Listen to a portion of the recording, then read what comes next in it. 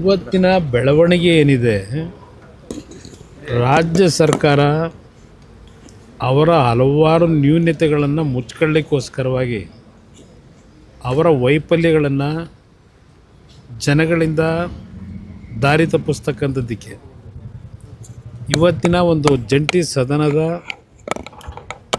ಅಧಿವೇಶನ ಏನಾಗಬೇಕಾಗಿತ್ತು, ಈ ಸರ್ಕಾರದ ಸಣ್ಣತನದ ನಡವಳಿಕೆಗಳಿಂದ ಇವತ್ತು ಇಂಥ ಒಂದು ಪ್ರಕರಣ ಕರ್ನಾಟಕದಲ್ಲಿ ಮೊದಲನೇ ಬಾರಿಗೆ ಆಗಿದೆ.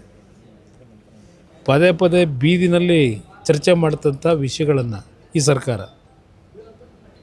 ಸರ್ಕಾರದ ಮಂತ್ರಿಗಳು, ಮುಖ್ಯಮಂತ್ರಿಯಿಂದ ಸಮೇತ ಇವತ್ತು ಅದನ್ನು ರಾಜ್ಯಪಾಲರ ಮುಖಾಂತರ ವಿಧಾನಸಭೆಯಲ್ಲಿ ಇಳಿಸಬೇಕು ಜಂಟಿ ಅಧಿವೇಶನದಲ್ಲಿ ಅಂತೇನು ಹೊರಟರು.